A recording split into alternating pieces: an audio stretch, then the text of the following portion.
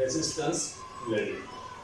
මෙම ක්‍රමයේදී ලෝහ මුකිරීමට ආධාර වන්නේ ප්‍රතිරෝධක දෙකක් අතරින් යැවෙන විදුලි ධාරාවක් නිසා ඇතිවන තාපය.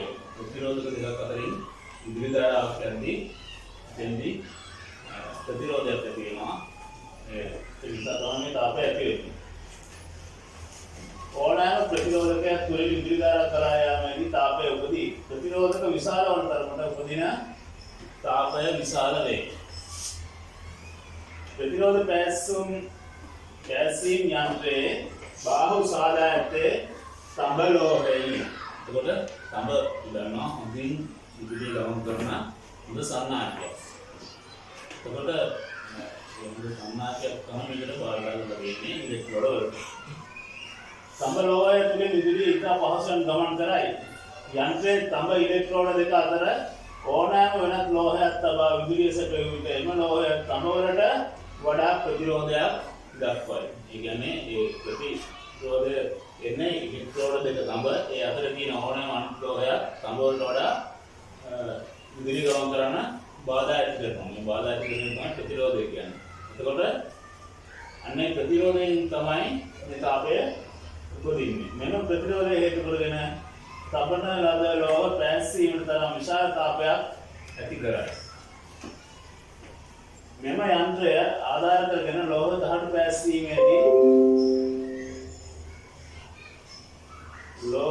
පැසීමේදී පැසිය යුතු දහඩු දෙක ඉලෙක්ට්‍රෝඩ දෙක අතරට තබා විදුලිය සපයනු ලැබේ.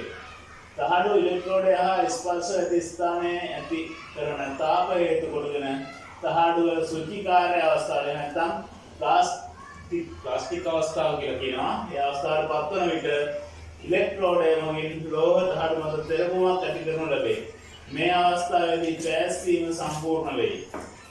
මතක තබා ගත යුතු අනිත් කාරණා නම් පැසීමේ ප්‍රථම පැසිය යුතු දුෂ්ට හොඳින් පිරිසිදු කළ යුතුය. යොදාගනු ලබන ක්‍රමය හා අවස්ථානුරූපීව ප්‍රතිරෝධ පැසීම ක්‍රම කීපයකට බෙදා දැක්විය හැකිය. එතකොට මෙන්න මේ සටහනේ කියන මෙතන තියෙන වෙල්ඩින් ට්‍රාන්ස්ෆෝමර් එක මේ තඹ ඉලෙක්ට්‍රෝඩ දෙක ඒ අතර තියෙන වර්ක් පීස් එක යන වැඩ කොටස තමයි මේ තියෙන්නේ. එතකොට වෙල්ඩින් ට්‍රාන්ස්ෆෝමර් එකෙන් විදුලිය ලබා දීලා මේ තඹ ඉලෙක්ට්‍රෝඩ හරහා විදුලිය ගමන් කරද්දී මේ අතරට තියෙනවා ඊට වඩා ප්‍රතිරෝධය අඩුයි. තඹ වලට වඩා අනිත් හැම ලෝහයකම වගේ ප්‍රතිරෝධය අඩුයි. එතකොට ප්‍රතිරෝධය වැඩි විදුලිය ගමන් කරන. එතකොට ඒ අතර තියෙන විදුලිය ලබා දුන්නම එතන මොකද වෙන්නේ? ඇති වෙන ප්‍රතිරෝධයෙන් ප්‍රාප්තලා තාපය උපදිනවා. ඒ තාපය උපදිනකොට මොකද මේ ඉලෙක්ට්‍රෝඩයෙන් තද කරනවා. තද කරාම එකට උණු වෙලා ඇලෙනවා. පැහැදිලිනේ? උණු වෙලා ඇලෙනවා. ඒ ආකාරයට තමයි මෙතන වෙනවා තියෙන්නේ. දහඩු දෙකෙන් මේ ඉලෙක්ට්‍රෝඩ දෙකෙන් තද කරනවා. තද කරනකොට මේ දහඩු දෙක එකට වෙල්ඩින් වෙනවා. මේක තමයි මෙතනදී වෙන්නේ. එතකොට මේක ක්‍රම තියෙනවා පික් පැසීම, වාටිමුට්ටු පැසීම, හේතු පැසීම, නිරුල් පැසීම. මේ කියන ආකාර ගණනාවකින් ප්‍රතිරෝධ පැසීම් තියෙනවා.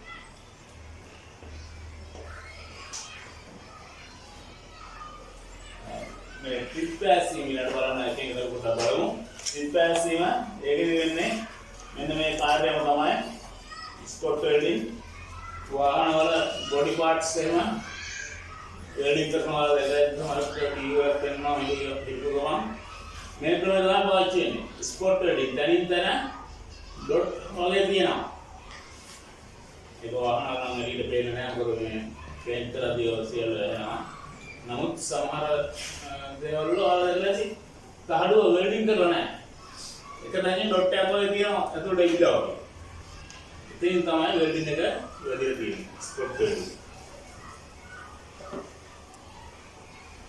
එතකොට ඊට අමතරව ලෝහ කම්බි මගින් දැල් ඉපදීමේදී මෙම ක්‍රමය බොහෝ විට භාවිතාවේ ප්‍රතිරෝධ දෙකක් අතර ප්‍රබණ ලද ලෝහ කොටස් දෙක හරහා විදුලිය එළවීමේ කොටස් දෙක ඉලෙක්ට්‍රෝඩ හා ස්පර්ශන දක්ෂ දෙක ද්‍රව වූ පසු එකිනෙක තෙරපා ගැනීම සිදු කරයි. භාවිතා කරන ඉලෙක්ට්‍රෝඩ පූරක හැඩය ගනී. පැසිය යුතු මුට්ටු වර්ගය අනුව භාවිත කරන ඉලෙක්ට්‍රෝඩයේ හැඩය වෙනස් වේ. ඉලෙක්ට්‍රෝඩයේ හැඩය කියන්නේ මෙන්න මේ තුඩ ඇන්ගල් එක ගන්න ඕන ප්‍රමාණය. හොඳද? තුනී තහඩුවට මේක හැඩේ වැඩි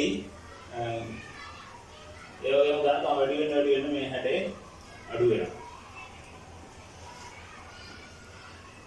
පැසිව් ලෝහයේ ගණකම ඉලෙක්ට්‍රෝඩ ये तुडे හැඩය වෙනස් වෙයි. සිහින් ලෝහ කම්බි සඳහා මෙම කෝණය අංශ 120ක් පමණ වන අතර ඝනකම ලෝහ සඳහා අංශ 150ක් පමණ වේ. මේ තියෙන්නේ ඉක්වලිටි මැෂින් එක. එක ආකාරයෙන් තියෙනවා මේක පොඩි ඉන්නේ ස්පොට් ෆිටිංగ్ මැෂින් එක. මේ පොඩි මැෂින් එක මේ මෙතන ඔයාලට බලා ගන්න පුළුවන් ඉලෙක්ට්‍රෝඩ දෙක සම්බන්ධ වෙලා තියෙන විදිය. තුනින් තහඩු සඳහා උඩ ගණකම් තහඩු සඳහා ඒ ආකාරයෙන් තියෙනවා. ඊට පස්සේ මේ ප්‍රතිරෝධ පැසීමේ තවත් එකක් තමයි සැනිලි හේතු පැසීම.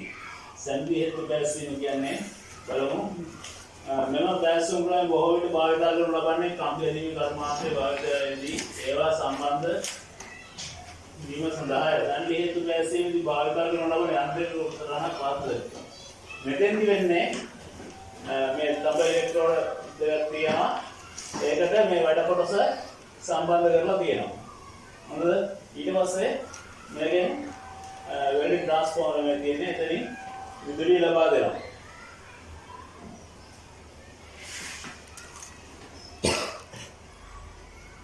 මෙතන මේක වෙන්නේ මෙන්න මේ වැඩ කොටස් දෙක අතර පොඩි ඉඩක් තියෙනවා. ඒ දෙක ඊට පස්සේ පිටු කරලා ඒ දෙක අතර ඡාපයක් ඇති කරනවා. විද්‍යුත් ඡාපය මොකද විදුලිය ලබා දීලා තියෙන්නේ. විද්‍යුත් ඡාපය තියෙද්දි මේ දෙක අතර උණු වීමක් වෙනවා. මූණ දෙකේ උණු වීමක් වෙනවා. උණු වුණාට පස්සේ මොකද කරන්නේ? මේ ක්ලෑම්ප් වලින් එකට තද කරනවා. තද කරාම තද කරම තියාදෙද්දී අර උණු වෙච්ච එක එකට ඇලෙනවා. ඇලලා තමයි වෙල්ඩින් එක වෙන්නේ.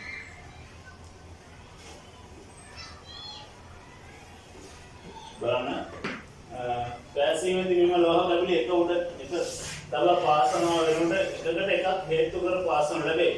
මේදී තම ඉලෙක්ට්‍රෝඩ භාවිත නොකරයි. පැසීව ලෝහ කැබලි ඉලෙක්ට්‍රෝඩ වශයෙන් ක්‍රියා කරන තම පරම්පතර තබන ලැබේ. පැසීව ලෝහ කොටස් අතර ඉඩක් තබන ලැබේ. කලම්බ කර එකිනෙකට චලනය වීමට සැලසීමෙන් මූණ දෙක අතර ඡාපයක් ඇති කරගනු ලැබේ.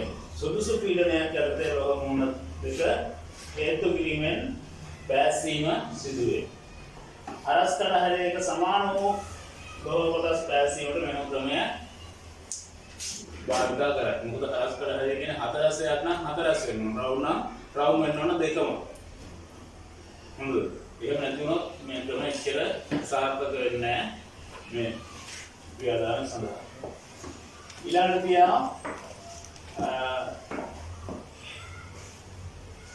ප්‍රතිරෝධ පැසීමේම තව කොටසක් ප්‍රක්ෂේපණ වෙල්ඩින්. ප්‍රක්ෂේපණ පැසීම ප්‍රොජෙක්ෂන් වෙල්ඩින් කියලා කියනවා. මේ ඔක්කොම ගත්තම එකම ආකාරය තමයි යන්නේ. ඉස්සෙල්ලා ඔක්කොම විද්‍යුත් ඡාපයක් ආධාරයෙන් වෙල්ඩින් එක උනේ. දැන් ප්‍රතිරෝධය ආධාර කරගෙන තමයි වෙල්ඩින් එක කරන්නේ.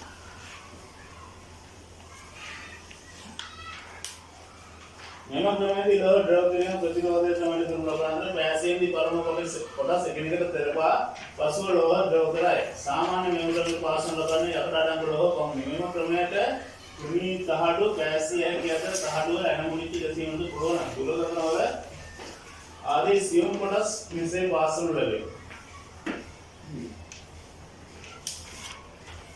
මේ තියෙන්නේ පැසුම කරන ආකාරය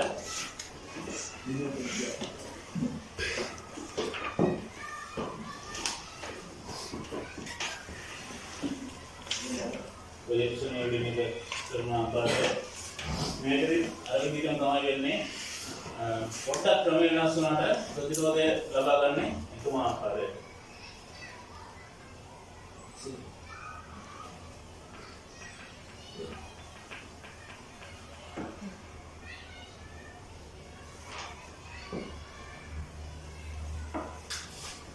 ඊළඟට තවත් ක්‍රමයක් තමයි ප්‍රතිරෝධ වල තරකර පැසීම.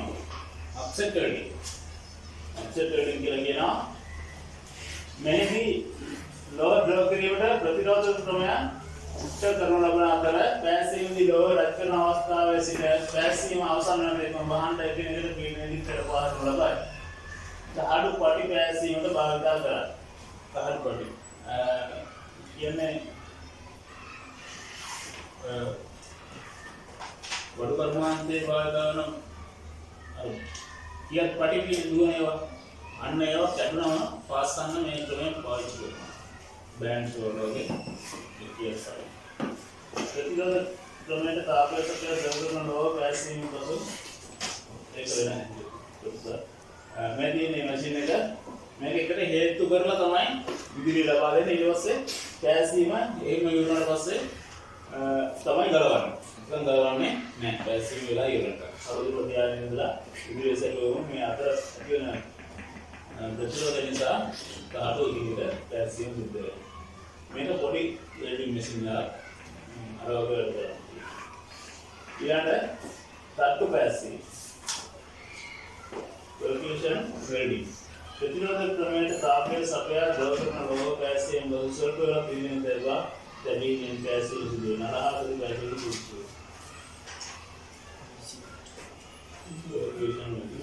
එතකොට මේකදී මේ අර කලින් කිව්වා ආකාරයටමයි මේ වැඩ කොටස් දෙක එකිනෙකට මැදට සම්බන්ධ කරලා තද කරලා කියලා විදුලිය ලබා දෙනවා. ඊට පස්සේ ඒ ඇති වෙන ප්‍රතිරෝධය නිසා රත් වෙලා පැසීම සිද්ධ වෙනවා.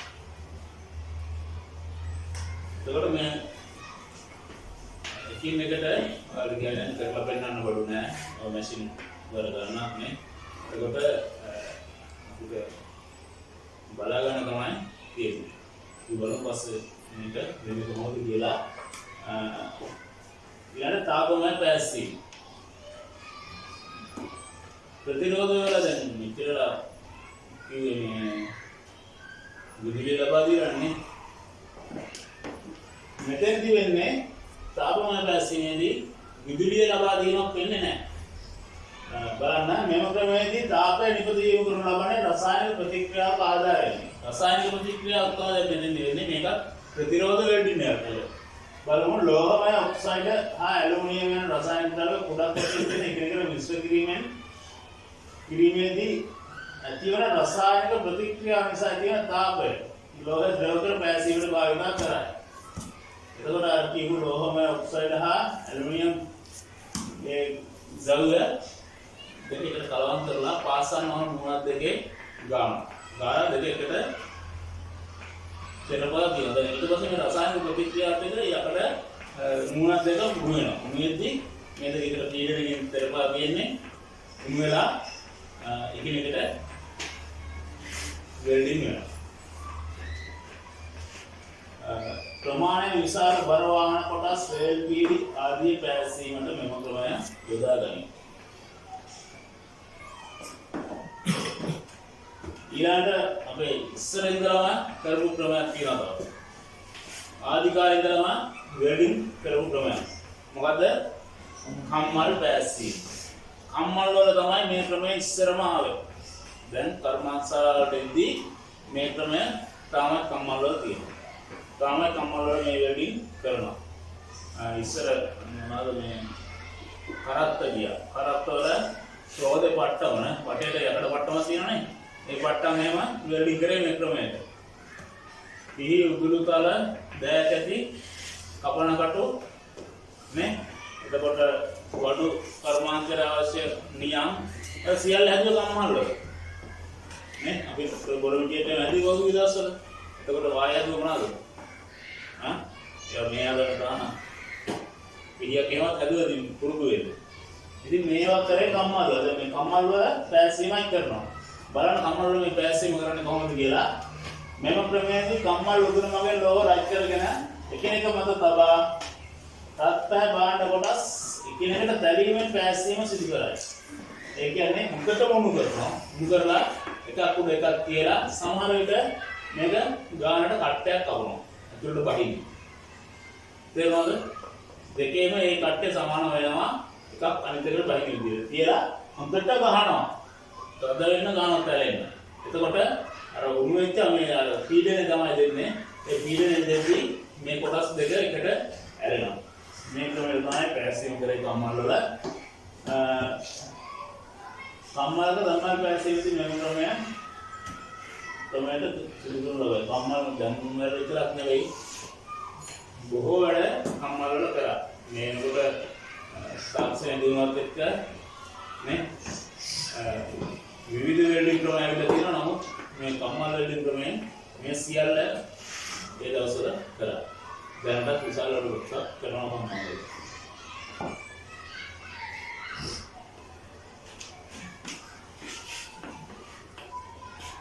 ඊළඟ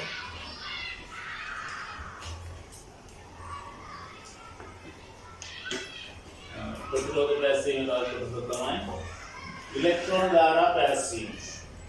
මෙම ක්‍රමයේදී අධිවේගී ඉලෙක්ට්‍රෝන ධාරාවක් මගින් තාපය සපයාගෙන පැසීම සිදු කර ඉතා කුමී ගහන පැසීමට හැකි මෙම ක්‍රමය අභ්‍යවකාශ යානවල කොටස් පැසීමට භාවිත වේ. ලේසර් කලම්බයක් පාසන් වනදාට යවලා එතන උණු කරලා පැසීමක් නිදි කරන්නේ තුනී තහඩු තමයි භාවිත වෙන්නේ. විශේෂ අවස්ථාවල විතරයි මේක පාවිච්චි වෙන්නේ.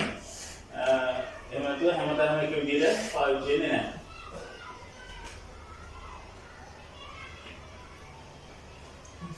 මේ ලේසර් කිරණය මෙතන රත් වෙද්දී මේ කොටස් දෙක දෙපැත්තෙන් එකට හිර කරලා අදගෙන ඉන්නවා. එතකොට අර අතන මුලදී මේ දෙන පීඩනයත් එක්ක මේක වෙඩින් වෙන්නේ. ලේසර් කිරණය